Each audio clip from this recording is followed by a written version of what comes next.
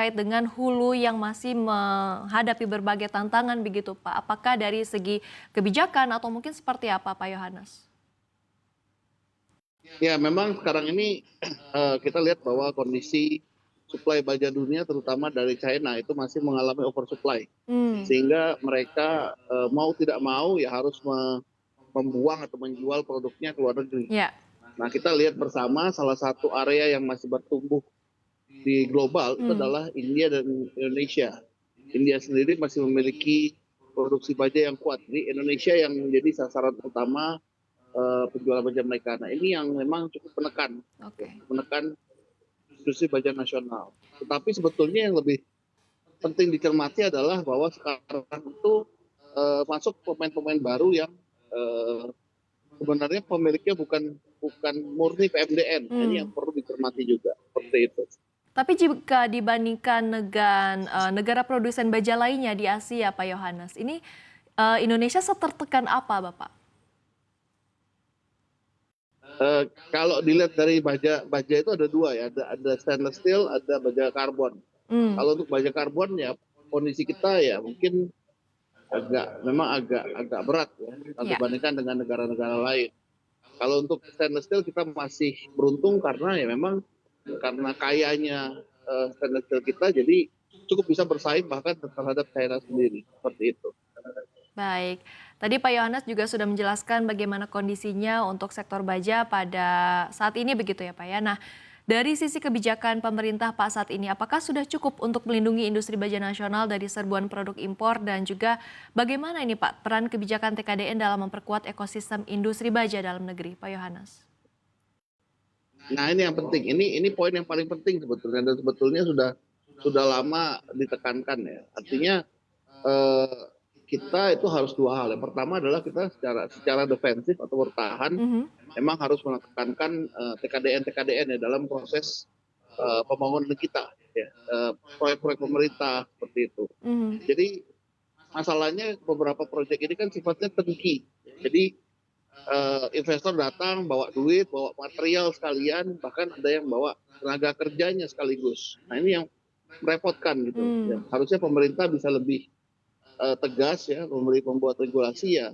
Investasi ini boleh, turnkey oke, tapi ya apa yang bisa disuplai dalam negeri harusnya bisa disuplai dari Indonesia. Kalau enggak ya repot juga. Yang pertama. Kedua yang ofensif ya, kita juga harus bisa eh, melawan keluar gitu. Bukan cuma hmm. defensif aja, tapi pemerintah juga harus memberikan insentif-insentif pada manufaktur supaya kami dapat bersaing di pasar global. Gitu. Seperti kita tahu sebetulnya ya mungkin Indonesia ini terkenal dengan ekonomi biaya tinggi gitu ya. Ya. Terlalu banyak pungutan-pungutan dan apa ya regulasi-regulasi yang tidak ada di investor luar. Misalnya contoh gitu, kita beli penggaris besi ya kita harus bayar lagi. Alasannya untuk verifikasi gitu ya. Kalau di luar negeri mana ada sih orang beli penggaris besi ya udah beli aja pakai aja begitu kira-kira. Nah itu kan sedikit banyak mempengaruhi daya saing. Gitu. Baik, artinya yang dibutuhkan oleh para pelaku usaha ini adalah kepastian regulasi dari pemerintah begitu ya Pak ya. Tapi Pak Yohanes, kalau di lapangan sendiri Bapak seperti apa implementasi untuk kebijakan TKDN ini sendiri Pak? Apakah sudah cukup terimplementasi atau seperti apa di lapangan?